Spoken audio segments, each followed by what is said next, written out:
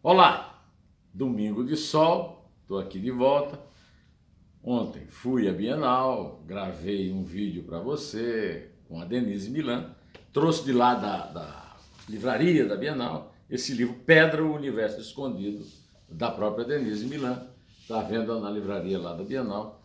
Hoje é o último dia da 33ª Bienal Internacional de São Paulo. Obra da Yolanda Penteado e do seu marido, o Titilo Matarazzo. Bom, eu quero mandar aqui um alô especial para o Lino Cardoso. O Lino Cardoso comprou meu livro, leu, escreveu uma resenha magnífica e mandou como comentário para mim, O Que Sei de Lula, meu livro lançado pela Top Books em 2011.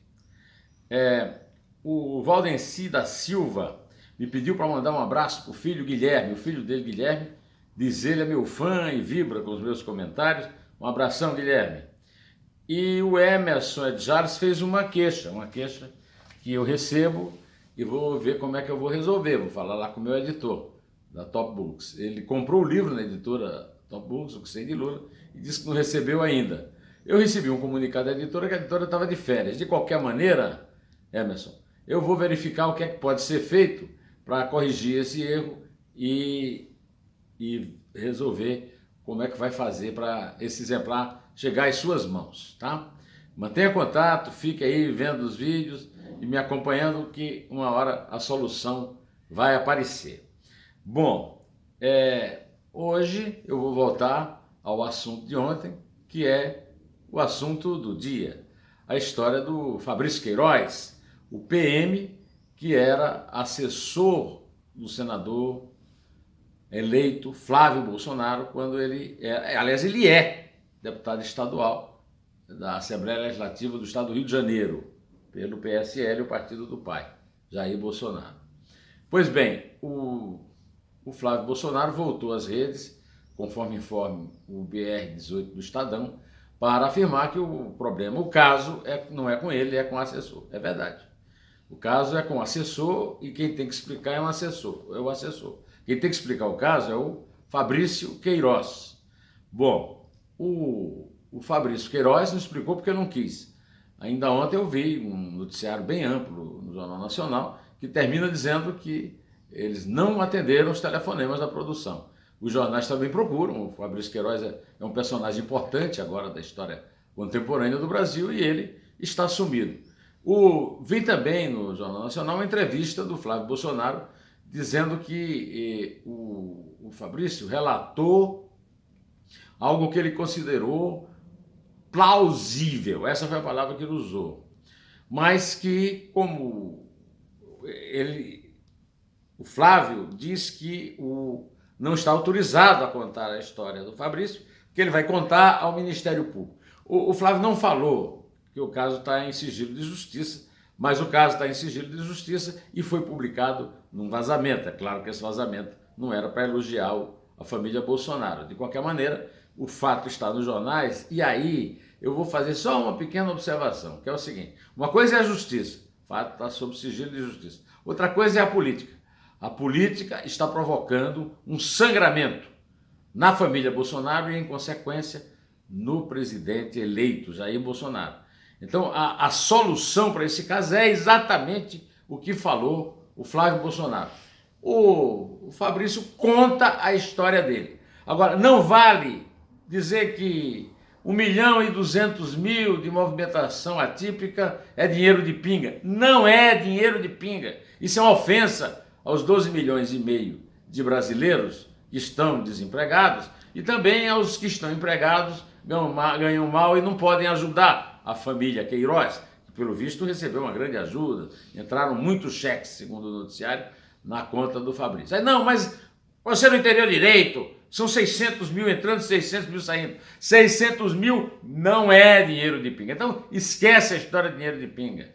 Esquece a cobrança do COAF. O Onyx Lorenzoni, apertado na entrevista coletiva, mas o COAF não resolveu nada do PT. Eu falei aqui antes para vocês, o PT aparelhava COAF, Banco Central, Receita Federal, esses órgãos do governo todos, antes de ir para o governo.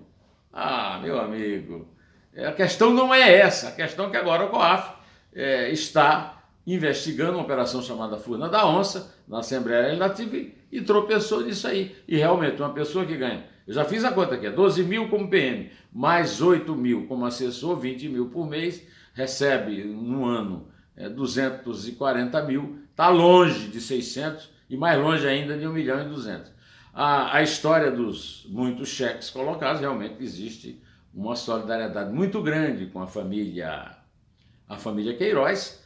Não sei se a família Queiroz realmente está passando por uma necessidade que exige assim, tanta solidariedade. O fato é que o próprio Jair Bolsonaro confessou que foi solidário ao amigo, que é um amigo de mais de 30 anos, ao qual ele emprestou 40 mil, segundo ele contou, e o amigo devolveu 24 mil e ele não tinha, sei lá, não tinha tempo e depositou na conta da mulher. E aí está a Michele Bolsonaro na história. Bom, essa história é uma história comum de movimentação financeira. Até agora não apareceu nenhum crime. Quando aparecer, a gente volta a comentar. Agora, eu queria aproveitar para dizer a vocês que ontem, infelizmente eu só li, depois que eu tinha feito o vídeo, esse e o da pedra lá na Bienal, ontem o Jornal Estado de São Paulo publicou na página 2, e aí eu vou pedir ajuda aqui dos meus óculos de leitura, um artigo brilhante, sensacional, do professor de Direito da USP, Modesto Carvalhosa, meu amigo, meu mestre. O Modesto Carvalhosa, em que eu baseio tudo que eu falo aqui sobre combate à corrupção, ele trata disso aqui de um assunto fundamental, mas é um assunto para o futuro. Ainda assim, eu recomendo muito, muito, muito a leitura, né? Ele, na história do Dia Mundial do Combate à Corrupção, ele lembra que a percepção no Brasil de corrupção levou o Brasil para a posição de 96ª entre os países mais corruptos do mundo, mesmo com pleno reconhecimento dos esforços meritórios da Lava Jato. Por quê? A Lava Jato está fazendo um trabalho belíssimo, a justiça no alto, lá, Supremo, Tribunal Superior, é uma justiça leniente com os bandidos políticos e tem atrapalhado o trabalho da Lava Jato e sabotado. Ainda assim, a população sente que o Brasil é um país corrupto e eu vou ler aqui para vocês um parágrafo do Modesto Carvalhosa que diz: para compreender essa percepção aguda desse delito que afeta mais de 2/3 da população mundial, é necessário recordar que a corrupção é universalmente definida como apropriação privada de recursos públicos. Entre nós, ela se concretiza não apenas mediante propinas, mas por via da própria Constituição de 1988. O artigo 37, inciso 11, declara que nenhum servidor poderá ganhar mais do que os ministros do Supremo Tribunal Federal. Mas o parágrafo 11 do mesmíssimo artigo declara que esse teto não vale quando se trata de verbas indenizatórias, ou seja, de indenizações, né? Estas podem exceder sem nenhum limite o preceito moralizador contido logo acima. Ou seja, a regra é quebrada pela própria Constituição e no mesmo artigo. Assim, um alto funcionário, em vez de ganhar dentro do teto, por exemplo, 33 mil, ele botou 30 mil, mas na verdade 33, vai subir para 39, ele recebe no fim do mês 150 mil, com base no parágrafo 11 desse mesmo artigo 37. São 120 mil de penduricalhos. Aí vem os tribunais e declaram que essa pequena verba extra, pequena entre aspas, é isenta de imposto de renda porque a verba é indenizatória. Então, o que o Modesto explica é que corrupção é desapropriação, aliás, indébita de dinheiro público para o patrimônio privado. E nesse sentido existe, segundo ele, a corrupção punida por lei, que a Lava Jato combate, mas existe esse exemplo que ele deu da corrupção constitucional, autorizada pela própria Constituição. Ele fala também na judicial e na jurídica, quer dizer, corrupção que não dá para combater no Brasil, que é protegida pela própria corrupção, a própria Constituição. A Constituição no Brasil protege a corrupção. O Bolsonaro se elegeu dizendo que vai combater a corrupção, mas ele só pode combater a corrupção no limite do crime. Ou seja, aquela corrupção que significa pagamento de propina, que é descoberta pela Lava Jato, punida na justiça comum e completamente tratada de forma leniente lá em cima. Agora mesmo, nesta semana, que acabou ontem, o senhor Gilmar Mendes soltou o homem do Caixa 2, o homem do dinheiro ilícito do Sérgio Cabral, o que é mais uma vergonha desse Supremo, que justifica aquela interpelação do Lewandowski pelo advogado. Aliás, naquele caso lá do advogado, eu quero saber se o Lewandowski, aliás, se o Toffoli, presidente do Supremo, não vai mandar investigar o tal do Gorga, né? O Alexandre Magno Gorga Andrade, o funcionário do Supremo que arrastou à força o advogado para a Polícia Federal, exacerbando de suas funções.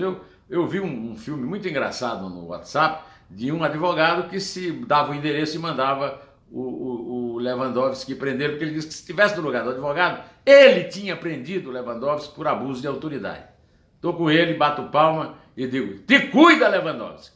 Bom, está havendo uma confusão também aí, muito grande, em torno dessa questão das bancadas evangélicas que indicaram, não se sabe se indicaram mesmo, o Magno Malta disse que não indicou, a senhora Damares Alves, uma pastora, lá para o ministério, aliás, surrealista, né? Mulher, família e direitos humanos com direito a cuidar de índio. O pessoal da FUNAI ficou bravo porque queria ficar no Ministério da Justiça, mas o pessoal da FUNAI não manda nada, quem manda é o Bolsonaro, que foi eleito para mandar, né? Pois bem, então ontem no jornal O Globo eu li na coluna do Anselmo Góes tem uma foto do Saramago, que eu conheci pessoalmente, tem inclusive um livro dedicado por ele, O Ano da Morte de Ricardo Reis, autografado, diz o seguinte: aliás, no momento em que cresce aqui na Terra a interferência dos evangélicos nas questões de Estado, vale lembrar Saramago quando disse: por causa e em nome de Deus é que se tem permitido e justificado tudo, principalmente o mais horrendo e cruel. Olha, desculpe, mas a questão aqui é a seguinte: realmente, o Saramago, que era comunista, Prêmio Nobel da Literatura, português, o Saramago tem motivos para falar do mal que foi feito em nome de Deus, principalmente pela Igreja Católica Romana. A Igreja Católica Romana, que eu professo, sou batizado e sigo, ela foi perseguida pelos imperadores romanos, ela foi martirizada, mas ela também martirizou o que se chamava de bruxas na Idade Média através da Inquisição. Agora, eu não conheço história de perseguições do gênero feitas de seitas evangélicas, o que quer que seja. Não estou defendendo evangélico, não estou atacando católico, estou dizendo só uma seita, a seita do Saramago, que o Anselmo cita como se fosse a palavra de Deus. A seita do Saramago cometeu muito mais atrocidades do que a própria Inquisição na Idade Média. Afinal de contas, os números são incomparáveis com o que o Stalin fez na famosa, no massacre pela fome dos camponeses, na reforma agrária do Partido Comunista da União Soviética, do que o Mao Zedong fez na China e do que o Pol Pot fez em Camboja. Ou seja, os comunistas que professam uma seita e que hoje ficam elevando ao altar o preso e condenado Lula, que não é comunista. Pois bem, os comunistas fizeram muito mais disso, de usar uma causa justa, aparentemente justa, para massacrar populações inteiras, milhões de pessoas, do que os próprios cristãos citados por Saramago, que era comunista, mas esqueceu desse pequeno detalhe. Pena que o Anselmo também não se tenha lembrado. Eu gostaria de deixar este registro aqui como final deste meu vídeo, porque eu já abusei muito do tempo seu neste fim de semana. Neste fim de semana eu gravei 3 vídeos, né? O vídeo lá da Bienal, um vídeo aqui em casa e agora esse vídeo do domingo. Eu espero que você curta bem o domingo, a semana toda, e eu vou ficando por aqui e não vou sair antes de pedir a você o que eu peço sempre, que você registre, dê um like, se gostar do vídeo. Se quiser, pode dar um clique no sininho, porque aí o YouTube passará a informar quando eu gravar e publicar os próximos. E vou fazer isso, estou fazendo todo dia, você é testemunha. Hoje é domingo, estou aí. Além disso, você pode me seguir na Rádio Eldorado, no podcast Estadão Notícias, que atingiu 3 milhões de acessos, ou seja, é o podcast de notícias mais acessado no Brasil, de segunda a sexta, no Estadão às 5 esporadicamente, no meu site. Os links estão todos escritos naquele texto de explicação deste vídeo lá embaixo. Convido você à leitura. Bom, direto ao assunto. Em Té e Deus é mais.